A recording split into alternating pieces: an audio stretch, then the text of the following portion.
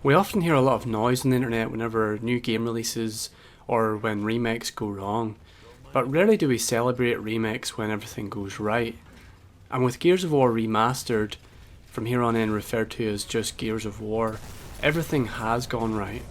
I've always been an advocate for gameplay over story, and I hope in part to explain why this is in this video, along with some other philosophical points that you probably wouldn't expect to come from a Gears of War video, but stay with me. In this video I'm only going to be talking about the online multiplayer mode. You would be forgiven for thinking that Gears of War was just your average run and gun third person action game, because at face value that's what it is. But the more you get into the multiplayer, you'll realise that it's actually a very tactical game, and I'll get into that a little later in the video. It's now over 10 years since the original Gears of War was released. Epic Games spent most of the time designing the single player and didn't put anywhere near as much time into the multiplayer. This reminds me of another game. This means that with Gears of War, not only do we get a cult classic multiplayer, but we get a very well designed single player and co-op campaign. The main thing I noticed about going back to this game after 10 years is that it's balanced. This is something we can tell even before the game starts up. Your default weapons are Lancer and Shotgun. Everyone in the game has the same loadout and there's no advantage. The only thing you can change is the skins.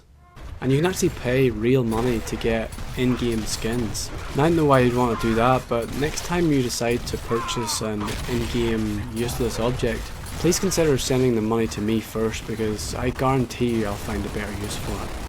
Let's compare the Gears of War loadout to the Call of Duty Black Ops 3 loadouts. Now some people might argue that this adds variety to the game, but to me this just adds inequality to the game. Sure, there are trade-offs with damage, range and fire rate and all that kind of stuff. Ultimately this leads to someone having an advantage in one way or the other. And here's my biggest problem with these kind of games. These weapons aren't automatically available to everyone, and that's when things become unbalanced and unfair. I've never understood the framework of punishing people that are new to a game and rewarding those that are veterans to the game. This kind of framework means that someone who is already very good at the game and is able to get kill streaks can now, with essentially the click of a button, take out the entire team. Whereas someone who is new to the game and doesn't have any upgrades is easy pickings, and through no fault of their own could join a room where someone has just unlocked a perk like a Predator missile and have that dropped in their head. Let's compare that to Gears of War, where no matter how long you've been playing the game, you still get the same loadout as the person that's been playing it for years, and your weapon has just as much chance of killing them as theirs has of killing you. Even the maps you play on are balanced. Almost all of the Gears of War maps are completely symmetrical. This makes each map an even playing field. Take for example this map called Clock Tower. On this map there is a spawn at the top of the map and there's one at the bottom of the map. Now if we take the top section of the map off and transform it and flip it vertically, you can see that the map actually almost perfectly lines up with the bottom part of the map. And if I hide the changes I've just made and go back to the default image, it almost looks like the developers designed half a level and then just used a mirror to reflect the rest of the level. And you can do this with almost every map in the game. This level is called Mansion, and in it you spawn to the left and then there's one team spawns to the right. If we take half the section of the map away again and flip it horizontally, you can see that again the two halves just almost perfectly line up. And again if we zoom in and out of the changes, you can see that there's almost no difference. So why is it important for both teams to have absolutely identical sides? At the start of a Gears of War match, a race is on, and it's a race to get to the power weapons, which are usually in the middle of the map. There might be a default loadout, but there are power weapons placed in key locations throughout the map. Although these weapons are way overpowered compared to the default weapons, they don't make the game unbalanced. They make the game tactical. Knowing when to go and pick up these weapons can be the difference between winning a match and losing it. Sometimes the smart money is using the weapons as bait and killing the other team as they try and pick it up. And other times going for the weapon and using it to take out the team can win you the match.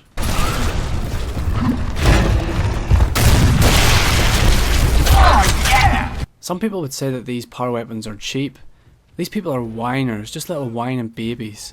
If you don't like people who use power weapons, then it's your job to stop them from picking them up, and that's where the tactics come in. I find that these tactics really come into play in King of the Hill mode. You have to find a balance between going for the power weapons and going for the hill. It's the one game type where sitting back isn't going to win you the match, and you really have to be actively going for the objective. And when you're in the hill, you need to be careful from incoming grenades. There are even environmental elements to the maps that makes Gears of War a tactical game. In Garden there is poisonous gas which covers the weapons and the objectives, and this can be turned on and off.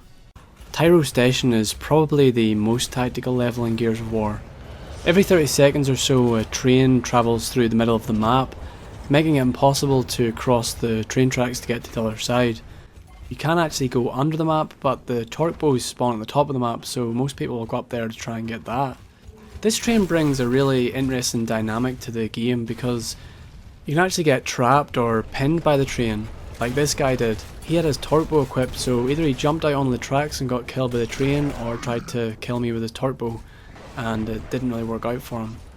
Another interesting thing is that the train doesn't always come up to the top of the tracks at the same time, which means that if you see it driving past as you're running out of the spawn, you probably have about 10 seconds when you get to the top of the tracks to get across.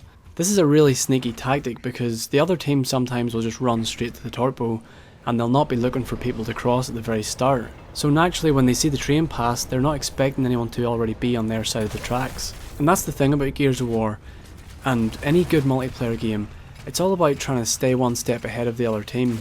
The footage you're seeing now is from a level called Subway, and the ring that we're standing in right now is where the boomer spawns. For the team that spawns in the underground section of this map, it's slightly quicker to get to the boomer, but for the team that spawn up at the top, they have a sniper rifle that overlooks the boomer.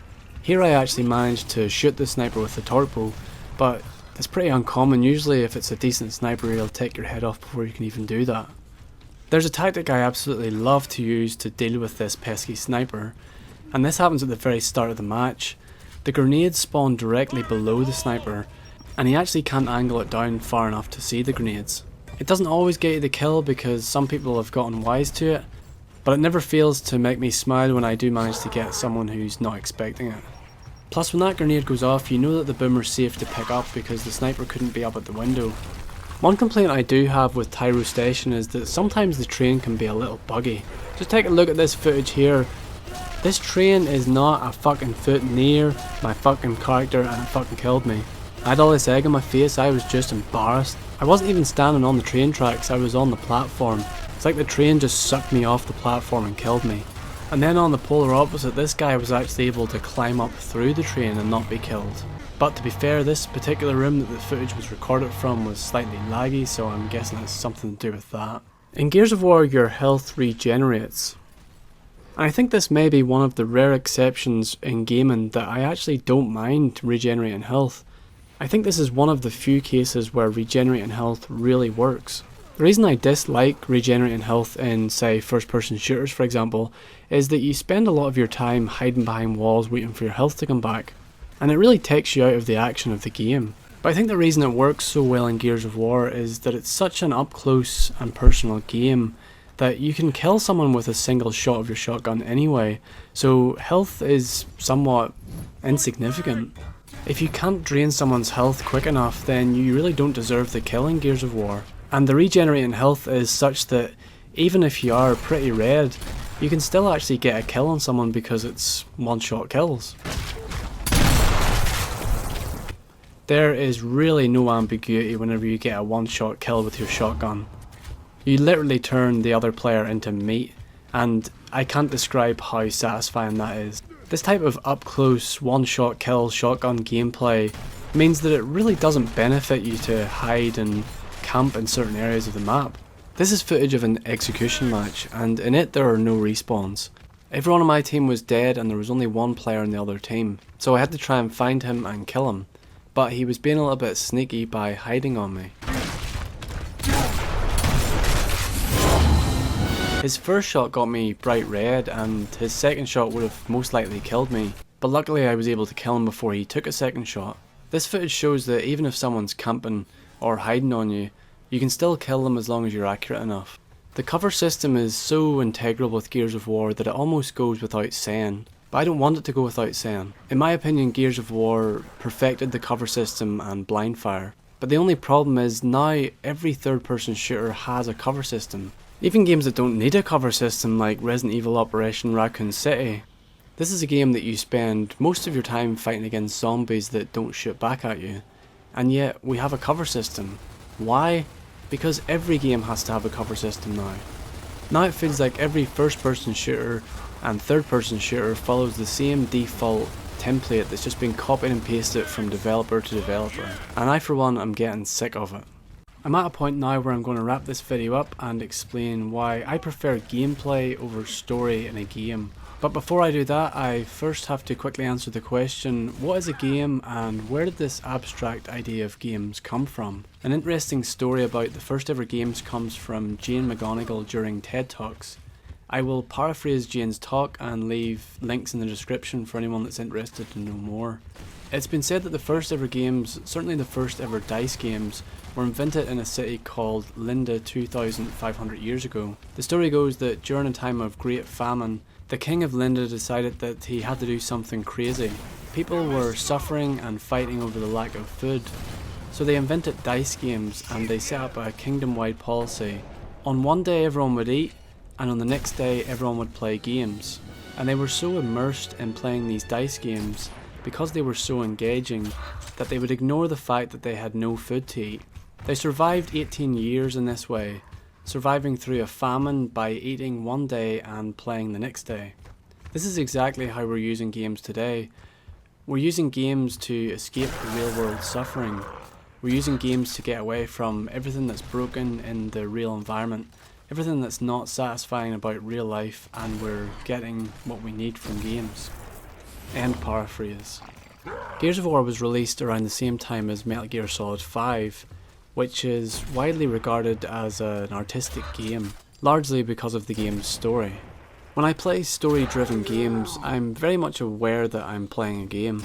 I'm constantly thinking about story and I find it harder to lose myself in the moment. But when I play an online competitive game that's well balanced like Gears of War, I am completely lost in the moment. All I'm thinking about is winning the match. Buddhists describe this as ego death, which is the complete loss of subjective self-identity. You're no longer lost in discursive thought. You simply focus on what's happening on screen and no longer worry about whether you're meeting your goals in school or work, or whether you will have enough money to pay the bills at the end of that month. This is when the story of the game doesn't matter and it's purely down to gameplay. So if I prefer to play Gears of War, does that make it a better game than Metal Gear Solid? Is Gears of War a piece of art? My instinct is to say no. But more importantly, is Gears of War a good game? Can it distract you sufficiently for a sustained period of time? I would go so far as to say, in terms of escapism, Gears of War can do this even better than Metal Gear Solid 5. So there you have it, those were my thoughts on Gears of War. I tried to pack quite a lot into this video and there's only so much you can say in 10 minutes and I have a lot to say about this game. I hope what I said didn't completely go over your head and I made my points clearly. In summary, games should be designed to take our minds off our everyday lives and troubles, and Gears of War does this very well. For me personally, some people might find a game with a really good story takes their mind off their everyday lives, and that's fine too. In future I'd like to upload full matches of Gears of War and commentate over them. I just don't know how popular that would be or if people would even watch it. If I do upload something like that, I will leave an image here and you can click it to watch the next video. If you feel like supporting my channel, you can check out my Patreon page. Or if you want to keep up to date with everything I'm doing, you can follow me on Twitter, and I usually follow people back. So thanks for watching and let me know what you thought of this video.